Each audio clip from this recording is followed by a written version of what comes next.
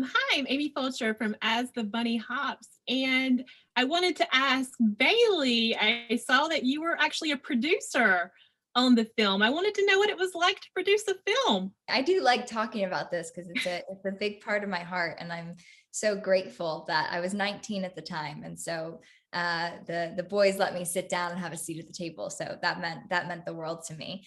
But I had produced in the past, but had read the script and fell in love with the story and with Avery. And so when I went on to attach myself as just her, it was one of those things where, every part of my brain was not shutting off when it came to behind the scenes stuff, and just had so much in my heart that I cared so much and wanted to be as hands-on as possible. So it was the greatest joy. It was, calls once we would finish dance choreography, and 16-hour rehearsal days, so then getting on calls with the team and talking to them, and just was so humbled to be guided by such wonderful humans. And I think for me, I've yet to be able up until now to be truly a part of like the post-production process. And when we found our home with Netflix, thankfully they embraced me as well with open arms. And so it's been everything from, trailer cuts to getting to be on those Zoom calls where we're pulling the images or working on the poster graphics or what the kind of marketing details will be like. And so there's so much that people don't get to see when you're part of that. And so it feels like a really sacred and special thing that I get to have for myself to have been a part of it, and not ask for anything in return. It's just kind of get to sit behind the screen for a second and pour your heart into the project as an entirety. So very, very grateful and had the time of my life. Hi, Ashley Saunders with ashleyandco.com. The question's for both of you. There's such great energy in the film, and it definitely translated to the audience. I was wondering, what were some of your favorite moments on set, or ones that didn't quite make it into the film? Some of my favorite moments were just working through the scenes and the musical numbers. I mean, when you make a musical, you're doing both. So I really enjoyed working through the scenes with our writers and our director, Roman White, and finding certain moments for the character, certain moments for the storyline, the arc. And then there were the fun moments, the less serious moments, and mostly those were musical numbers, and they were just so much fun. So the entire project was a blast.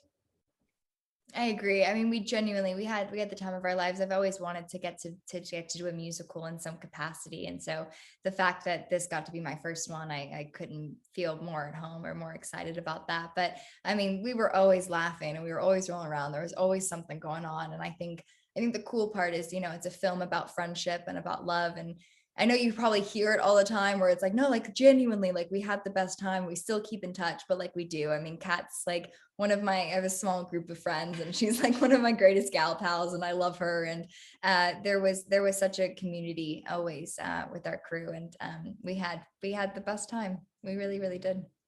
Hi, everyone. I'm Kami Allen from the Mama Diaries. And Bailee, oh my goodness, I recognized you immediately as young Snow White from Once Upon a Time. Yeah, thank you. That was amazing. I love that show. I'm rewatching it with my oldest son right now, and I'm so happy that he's into it. And it's like watching it again because I forgot a lot of stuff. You know what's funny is I wanted to start that when quarantine happened, just because I was the biggest fan, and I didn't, because I was like, oh, but you're in it. Like, is that weird? You know what I mean? Like, even though you only did like 4 episodes, like, but biggest fan of that show. Is the best. So how do you son?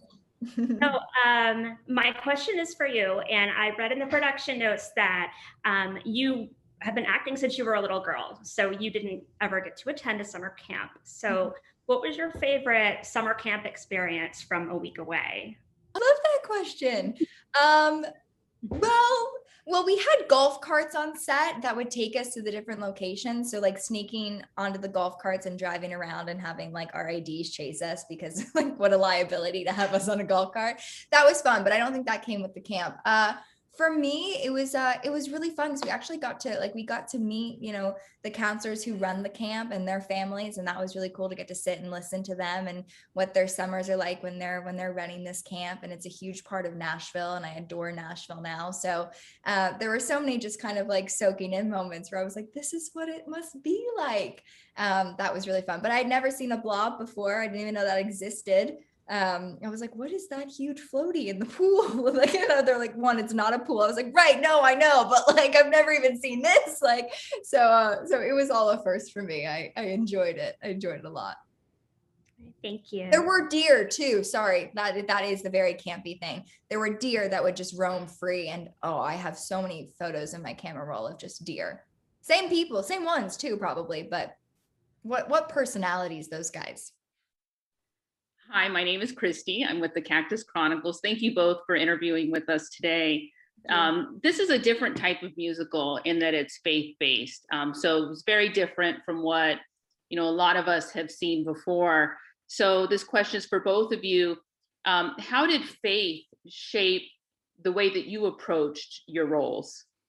It played a big part for me. I think, you know, I had struggled with the idea of faith for a long time leading up to this movie. And really the movie was a coincidence, but in retrospect, not really, but a catalyst and a turning point for me to be reintroduced to my faith.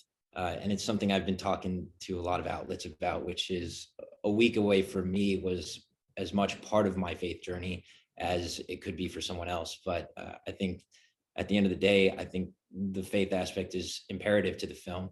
And I hope that young kids get an opportunity to explore their own faith as well. Me too. I grew up in a very faith-filled household, which I was always really grateful to have.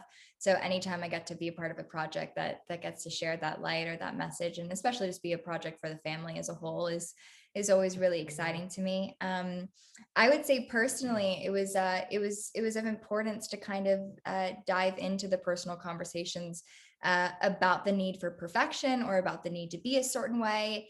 And I feel like growing up as a young girl, especially trying to navigate this business and being one that's vocal about her faith, there isn't a moment in which you don't feel like all eyes are on you for a second. It's like you can't mess up and you have to be this. And it's that moment of, I'm sorry, but I grew up believing and in having mistakes and in trying your best and in being human and being yourself. And that is what makes you you. And so I think getting to have a film that sheds light on the brokenness being what makes you beautiful and the uniqueness and what's making it you, and that the need to not be perfect is what in fact makes you, you know, the best form of yourself. I feel like it's very rare that the light of faith films shine on those qualities as well.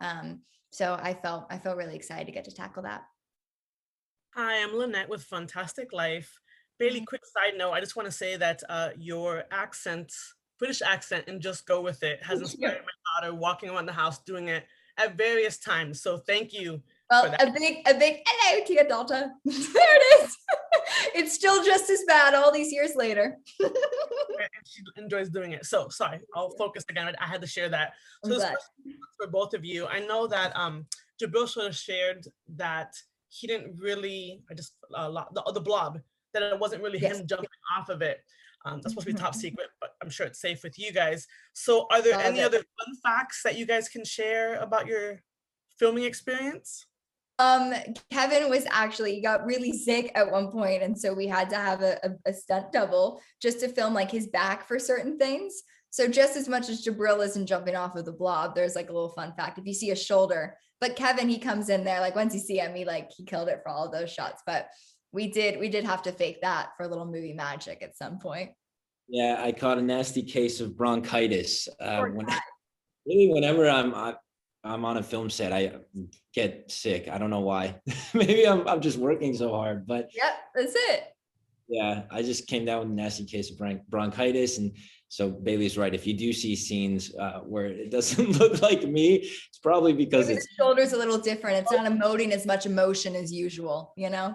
98% of the film is me. There's a couple scenes in there that you'll see. So I guess that's a fun fact. Hi, I'm Megan from Jamonkey, and I'm dying to know because you guys kind of had a whirlwind schedule of rehearsals and filming really, really fast. So I'd love to know more about the choreography and what it was like dancing in the lake.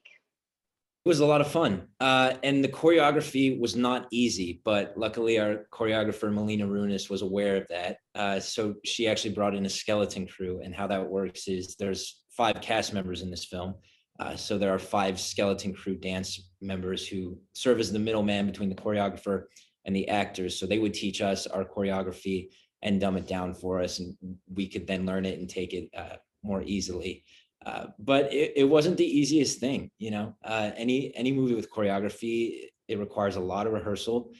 We had probably rehearsed for 3-4 weeks prior to even beginning principal photography. So it was a long and hard process, but I was very proud of the work that everyone did.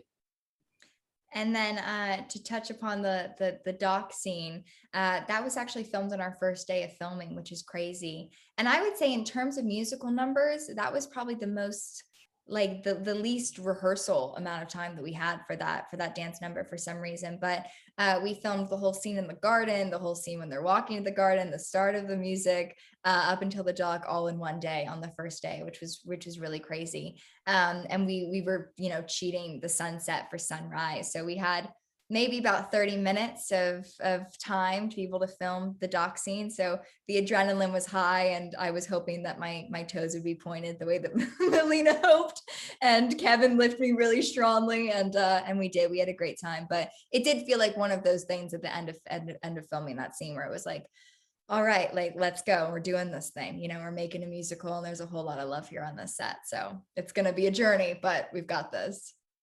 I'm Melissa from A Sparkle of Genius, and I was wondering if there's anything cut from the movie that made you sad. I remember that there was one scene that we shot and was cut from the film. I'm not sure if I'm supposed to be disclosing this. I'm not sure. What was it? It was a scene where Will and George go into Sean's cabin to put on his Yeah. He has a numb mouth, and it's like a prank that they pull. Yeah, you're right. That was in there. Yeah, that's out. It was out because I believe we ultimately made the choice that it wasn't a nice thing. Mean. Yeah. So, and we agreed, but that shot and that scene exists somewhere. Yeah. Yeah, you're right. They did 2 all again. Yeah, I love that. So Bailee, I know one of your favorite songs was Good Enough, and we know why. But Kevin, I don't know what your favorite number from the soundtrack was, or one of the songs that you guys performed, and why. The musician in me and the melodies and harmonies that I love, I want to say the worship medley and God Only Knows, the God medley. It's really pretty. And I love those kind of choral arrangements. I got an opportunity to mess around with classes like that in high school, a lot of music theory. But for my own personal, what I like the most, I really like the Best Thing Ever song. It's just so catchy. And I remember it out on the Winter Jam tour, and it was just stuck in everybody's heads for months. You just can't get it out of your head. So it's a sign of a good song.